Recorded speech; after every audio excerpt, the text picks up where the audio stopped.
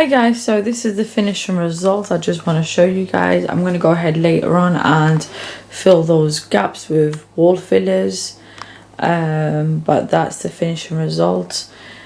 And the reason why I changed it was just I was getting a bit bored with the colour, and to be honest I do like it myself. I'm going to be changing the chairs over in a while, and I'll change the rugs as well. But yeah, I really hope you like it. If you have any questions, comment down below and I'll answer all the questions.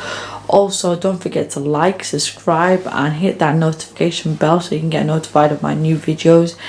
And if you have any video ideas you want me to do, just comment down below and I'll be sure to do it. Thanks a lot. Bye.